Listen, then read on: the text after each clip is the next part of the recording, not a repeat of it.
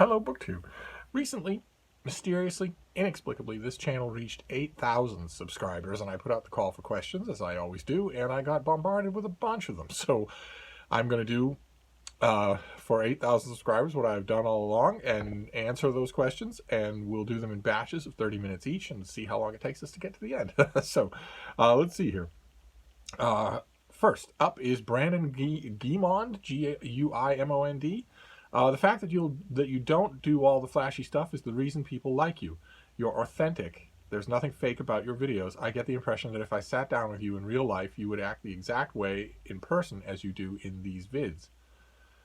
That's absolutely true. That's not a question. Let's forge on. Deborah McDonald. I'm not sure life will be the same without a Daily Penguin. Would you reconsider and continue them in January? I don't make any plans from one year to the next, so we shall see. My Book News says, I'm waiting for a series of videos where you go all around the countries of the world with book/author recommendations, each video a country. Well, as soon as the United Kingdom manages to produce a good writer, maybe I will do that. Inspiring Word says, just a probably needless tip, but regarding you doing an 8K live stream, which would be really fun, maybe check out Douglas Block. You does a live stream every Sunday, and you'll see how simple it is. But remember, the occasional troll might try to sabotage it with silly comments. Some live streamers have at hand an assistant to delete or block any troll rubbish at source, kind of thing. Or you can do it yourself, or just leave it and go with the flow. Yeah, I have considered doing a live stream. I'm still thinking about that. It obviously won't be for this Q&A, but trolls would be the least of my problems. The tech would defeat me. And Inspiring Words does have questions. A zany question. In 2021 sometime, would you consider having a Zoom interview with an off-the-wall subscriber living at Land's End, Cornwall, UK, myself? I would love to do Zoom chats with subscribers. I think that'd be a lot of fun. Colo 1546 says, number one, did you ever meet Eudora Welty in person? Anything you can share? You people are getting to know me pretty well. I have met Eudora Welty in person, and she was wonderful. So I can share that. Number two, I know your opinion of Stephen King, but any love for 11/22/63? 11/22/63, for those of you who don't know, is the Stephen King book that all Stephen King fans were just sure would change my tune on this author. Because it's not only enormous, 1,100 pages long, which is a Steve sweet spot, but it's about the Kennedy assassination, hence the title. And I didn't like it. I thought it was, when it wasn't boring, I thought it was incredibly ham-handed, like everything else this author has written. It didn't provide the magic bullet. And number three, have you ever read Gulp? Yes, because those of you who are new to the channel, you're not supposed to ask, have I ever read anything? Although a lot of times you people will come up with books that I haven't read. Caballo de Troya by J.J. Benitez. Yeah, I haven't read that. Although the title makes it sound intriguing. Joel Swagman says, let's see here, the Flashman series of books by George MacDonald Fraser. Number one, I know Fraser delights in being politically incorrect, but is he politically incorrect in an admirable way or in an offensive way? I don't know what that distinction is. The books are wonderful. Question number two, could these books be published nowadays? No. Absolutely not. But only because we have made it that way. It's not like we're saying they can't be published today because there's some military junta who is taking control of the country. We have given blue checkmark Twitter Puritan scolds all the power that they need. We've given it to them. We could take it back tomorrow. We just don't do that. But they are the reason why it couldn't be published today. And publishers and multi-million-dollar corporations and social media platforms live in terror of these people, so that is probably going to continue. And question number three, are these books useful for learning history? Is there any truth to the charge that Fraser once over-relied on sensationalist primary sources? Of course there is. Yes, he went where the good story was. You run the same risk in relying on these books for learning about history as you do on any historical fiction. And so I wouldn't do it. But I have known many people whose love of reading history was sparked by the Flashman books. So I congratulate them for that. Matthew Baxter. Congratulations on reaching 8K. I love this channel. Why, thank you. Checking your updates is part of my morning routine. I hear that from so many people. Not necessarily morning, but that they've made a routine out of it because they know there's going to be something new. How wonderful. Questions. Okay, I suppose one of the wonderful things about running a popular channel is seeing views from around the globe. I was curious to know, have you ever made any pilgrimages to sites of literary significance? The Reichenbach Falls, the homes of great writers? No, never. Bev Boys says, like the channel a lot. Well, thank you. But it's infuriating to have to sit through dog hugging on most videos. Okay. Well, if you mean infuriating in the popular sense of just it's a little bit annoying, then you've definitely chosen the wrong channel if you are annoyed by someone showing affection to his beloved dog. If you mean infuriating in a literal sense, where it actually does work your emotions up to see someone showing affection to a dog, then you have a serious mental condition, and allowing for the pandemic conditions wherever you happen to live, you should have your friends and family check you into inpatient care immediately. Because if the sight of someone showing affection to a dog actually does literally infuriate you, then you are a severe danger to yourself and others. So it's up to you to make that call. DDB says, congratulations on 8K, well deserved. The question, what are your favorite space nonfiction books? Could be part of a space nonfiction starter kit. Hint. I'm a huge fan of space exploration. I don't think I could narrow it down to just one. One book that is likely to be findable by you because it had, 100,000 copies printed is Space by James Michener, which is actually quite good. But there are others too. And the space is of course fiction. I will make a starter kit. I will try to make a starter kit. Jordan Parsons says, can you please recommend a good single volume biography of Queen Elizabeth I? Anne Somerset's book is good and had a wide printing, so it should be available to you. Or perhaps a general history of the Elizabethan era. Oh my, there are many, and there are many that are very good. Maybe another starter kit? Todd McCosh says, I must repeat my first question. Did we get a question by you? I don't recall the name. Where do you stand on the belief that prose writers need to have experience in writing poetry competently in order to be a good narrator? I've never heard that belief. I don't agree with it. No, although writing poetry competently can certainly give you a very good, necessary, sharp crash course in parsimony with your words. In the whole art of poetry is finding the exact right word and not relying on any flab, on any fat at all. And that's always useful for writers of prose. And by the same token, I have heard academics in the last 5 years who have said that composing tweets on Twitter is very good practice for writing, especially for beginning writing students, and I agree with that completely. The thing is, no threads on Twitter. Those of you who aren't familiar with Twitter, first of all, God bless you. But second, on Twitter, if you have a large, chin-stroking dude bro thought chain that you want people to drag them through, then you do a thread and you number each tweet, which can only have a certain number of characters. So you get to the end of those characters and you go to your next one in your thread until you're done with your ridiculous, pretentious throat clearing. And the rule for using Twitter to improve your prose would be no threads. In other words, come up with an idea that you want to say in exactly the way that you want to say it. Write it out in your Twitter draft. The coloring on the draft will show you as soon as you go over the word limit. And then hack and slash at it to keep it perfect and get it under word count. That's wonderful practice. CM says, what gave you your love for reading? For me, it wasn't a what, it was a who. It was one particular teacher who showed me that reading was an adventure, the greatest adventure of them all, that it was a world of its own. I can't thank him enough. Justin Raymond asked, I clicked for the first time because of your beautiful background of books, as long as it's still here. Dun, dun, dun. I stayed because of your love of books and how genuine you are. Oh, how nice. In a just world, you'd have millions of subscribers. Oh my God, there are too many of you as it is. I don't want millions of subscribers. My questions are, what are your views on the historicity of Jesus? Do you think Bart Ehrman's books, he often writes on the subject, or touching on it, are worthwhile? Also, do you think Richard Carrier makes any valid points arguing against historical Jesus? Okay, Bart Ehrman's books are usually good. There are some that are curiously weak, and I mean just seriously, structurally weak, to the point where I actually wonder sometimes about the Reddit gossip that some of those books are written by graduate students. the quality can vary dramatically in a way that if he wrote them all, I don't think it would be able to do that.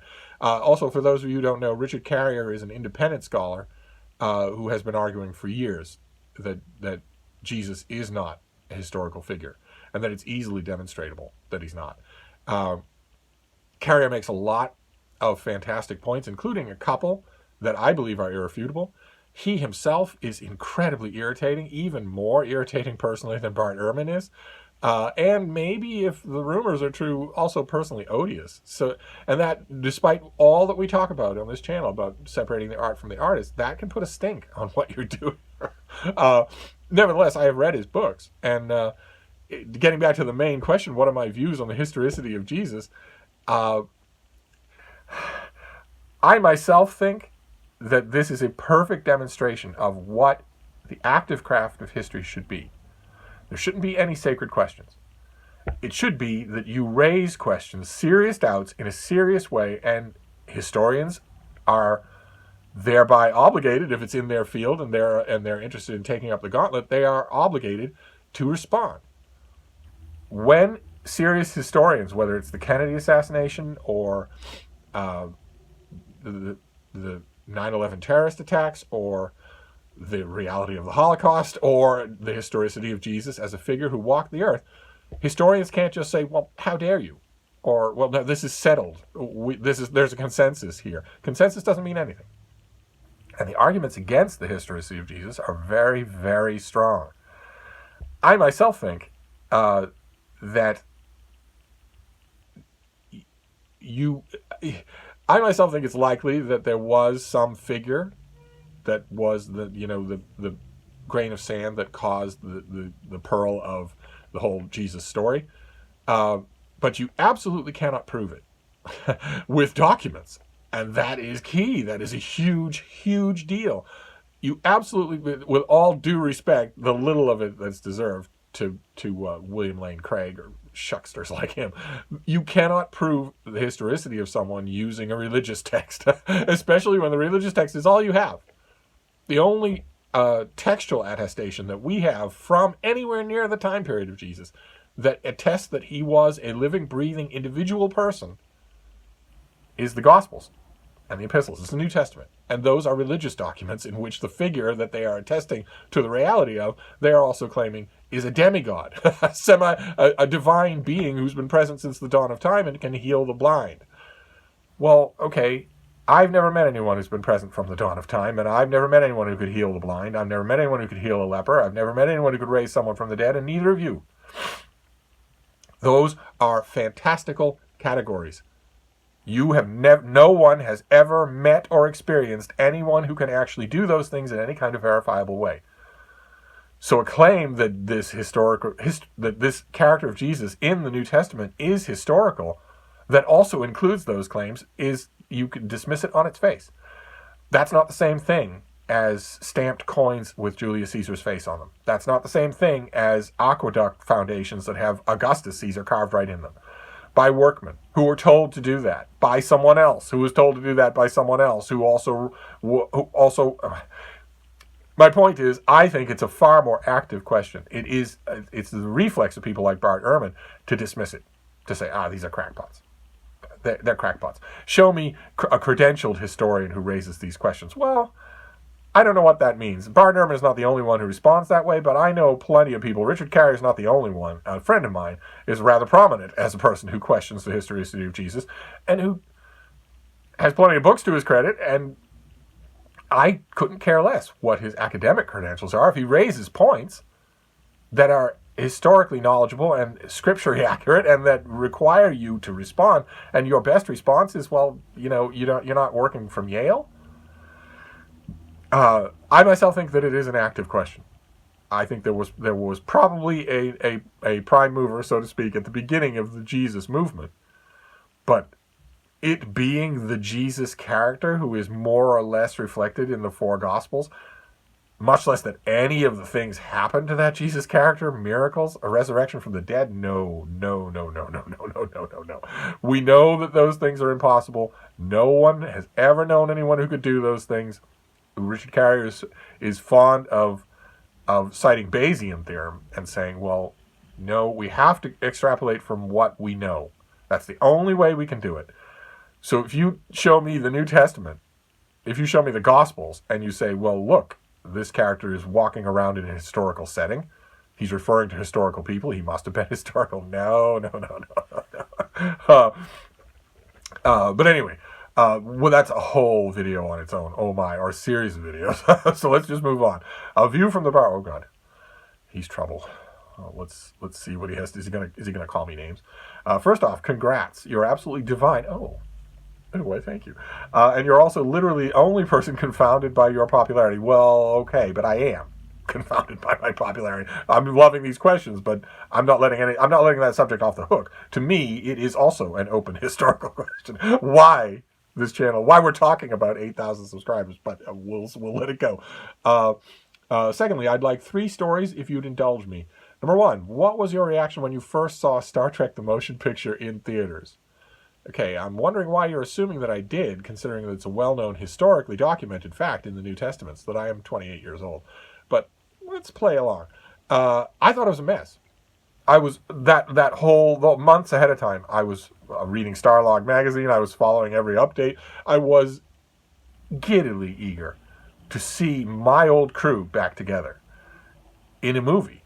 It was just awesome to watch that happen. But when I was sitting there watching the movie, I was thinking, this is a mess. An absolute mess. It's one thing if the actors are a little out of practice in playing these characters, and boy, oh boy, are they. Leonard Nimoy is the only one who isn't.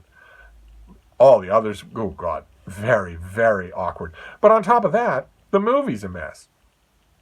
It has the bones of a good idea, but then it goes on forever and ever. Oh my God, those long gers at the beginning of the third act, where it's just one psychedelic V'gerscape after another. Good Lord, why does that go on for so long? It's just, the movie's a head trip, and could have been a lot tighter.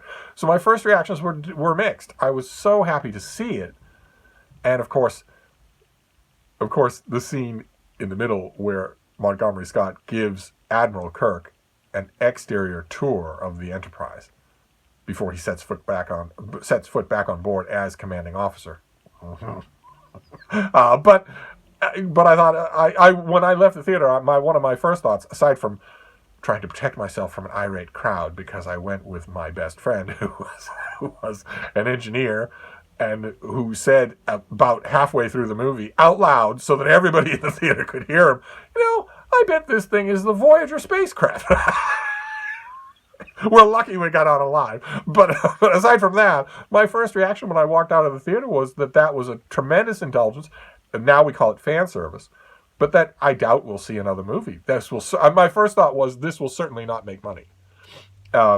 Question number 2, what was your reaction when you first saw Star Trek The Wrath of Khan in theaters? Also, was it sensational? It's beloved today, but I'm told that Empire Strikes Back was kind of pooped on when it first came out and only celebrated with time. Was that the attitude about Khan among Trekkies at the time of its release? Divisive at all? Oh my. Oh my. All right, well, my reaction to Star Trek The Wrath of Khan was very different than my reaction to Star Trek The Motion Picture. And part of it, a little bit personal. We don't have to dwell on the Nicholas Meyer aspect of it, but oh my. Other than that, my reaction was completely better. Completely better. There's not an ounce of fat on the movie. It was absolutely pitch perfect. I don't know what this business is about you remembering or having read bad reactions to Empire Strikes Back. I thought everybody loved that when it first came out, but oh my God, this particular Trekkie loved The Wrath of Khan when it first came out. I was astonished by the change in tone and pace and tenor, just amazed. When I was watching it for the first time in the theater, I was also with my best friend, and this time we were on our best behavior, and so we only said to each other the famous scene where Khan is confronting Captain Terrell and Commander Chekhov for the first time when he has them as his captives and is about to put worms in their ears. And he says to Captain Terrell, "I don't know you." But when he lifts Chekhov off the ground, he says, "But you, I never forget a face." And my friend and I leaned into each other and politely whispered to each other that Chekhov is not in Space Seed, the Star Trek episode where Khan is first introduced, so we don't know that he ever saw Chekhov. But I'll tell you, if there is such a thing as a movie orgasm, there is such a thing as a moment in a movie that just makes you go nuts, that just makes you lose your molecular cohesion right there in your movie seat. When it's gonna happen again if I don't watch myself. When Saavik gets the call from the Enterprise that the ship is not damaged as badly as thought, that they're ready now to get underway, and Kirk stands up and Shatner he flips his communicator closed, takes a totally arrogant chomp on his apple and says, "I don't like to lose." And the music has swelled. James Horner's great music has swelled right at that moment, because at that moment we realize Kirk is not beaten. That is such a perfect Kirk moment. That moment is such perfect realization of Kirk that I just lost it and realized this is a classic. This is a great Star Trek movie. Sorry, I didn't mean to go on like that. That moment is just so great. The music swells before we get the payoff, and then he says, "I don't like to lose." And of course, my friend and I were both absolutely devastated by the ending of Star Trek The Wrath of Khan, of course. We were original fans from the beginning. We were devastated by the ending of the movie. I more so than he. He was far more devastated by the end of the third movie because you lose the ship instead of the crewmate. But anyway, question number 3. I've somehow overlooked the fact that you were a bookseller during the Harry Potter phenomenon. Oh, yes, indeed. Can you riff for a bit about what it was like to see all those kids lined up and excited for midnight releases? Any notable stories? Oh, good Lord. You're in the same mental space that all of my Just Add Water Mick manager 20-something managers were at the time. When they were saying, "Okay, guys, we're having a midnight release party. Isn't this going to be fun? Huh, Steve? Are you excited?" And I would say, "Are you insane? Do you actually think I'm going to be here at midnight? Don't be ridiculous." Although for the earlier books, I worked at a different Barnes & Noble. I worked at a raggedy old store in the middle of downtown Crossing in Boston, and we didn't have night hours, and there was a very good reason for that. We wouldn't have done a midnight release. Who knows how many customers we'd have lost if we did. But later on, when all that store closed down and all of the crew moved to the glitzy news store, we did have midnight release parties. I, of course, did not go to them. Not at all. Thanks and congrats again. I'm not exaggerating. By the power of headphones, you walk with me to work every single morning, and you don't even know it. Aw, isn't that sweet? Let's see. How are we doing for time? Oh, all right. We're fine. Quinn Rifkin, have you read all the Platonic dialogues?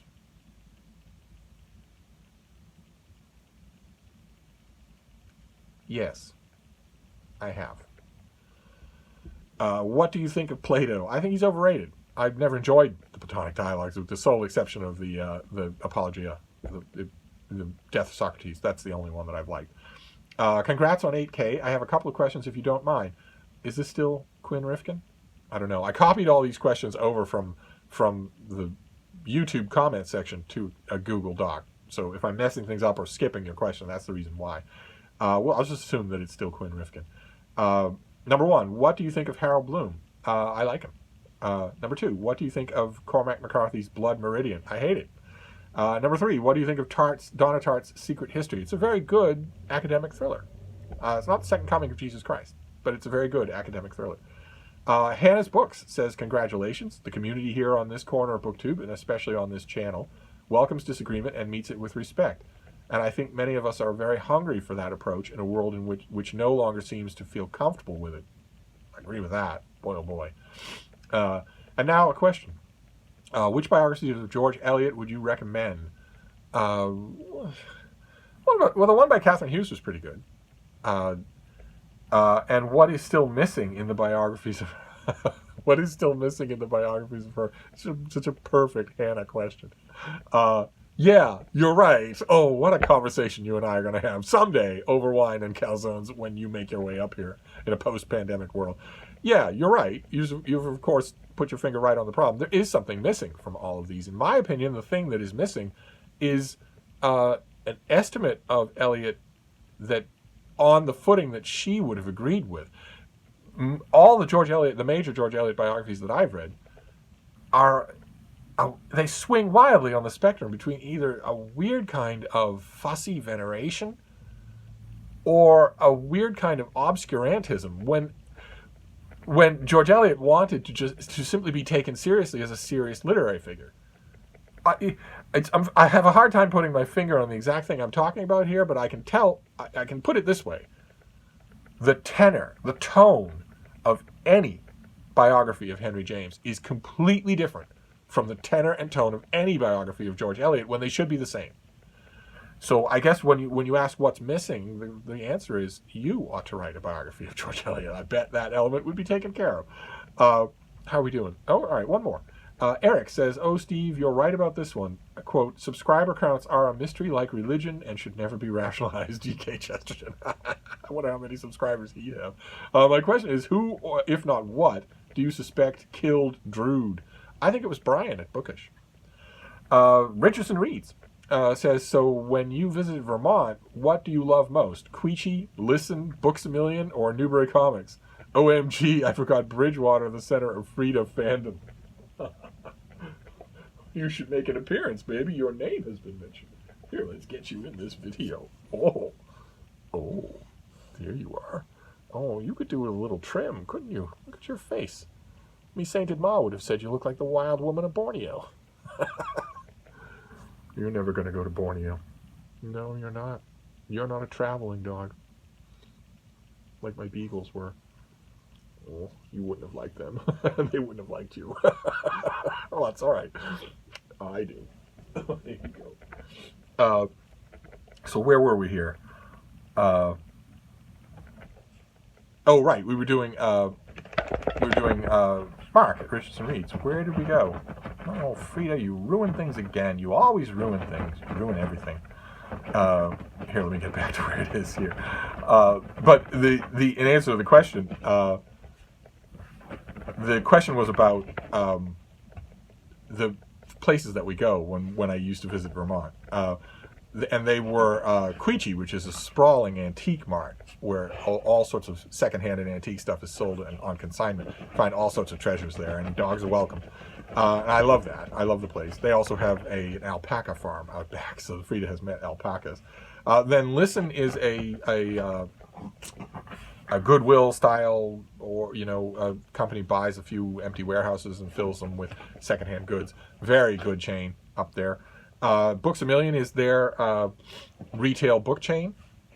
A very good book chain, very good, well-stocked stores. And Newbury Comics, of course, is there. It's the same thing. It's a chain of comic book stores. Their Newbury Comics is the same as mine, where the comics have been relegated to a tiny spot in the back. But Mark and his wife sing the praises of the staff at his shop. And I can partially sing the praises of the staff that used to be at mine, so maybe that's a strong point. And also, Bridgewater is incredible. Someday, I must do a vlog from Bridgewater. It's a converted mill. Sorry. That's the bean. What are you doing? What are you doing? Oh.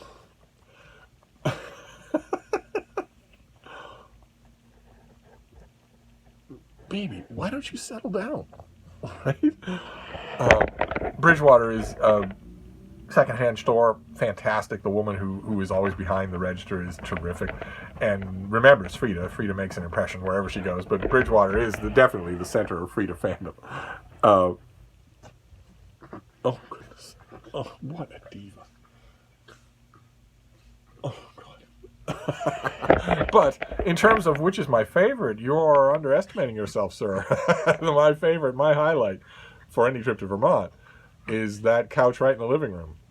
That's my highlight, where Mark and his wife and I will break out the food and the wine, and we will talk about the world and its problems, and we will watch stuff, and we will bounce ideas off each other and laugh and have fun.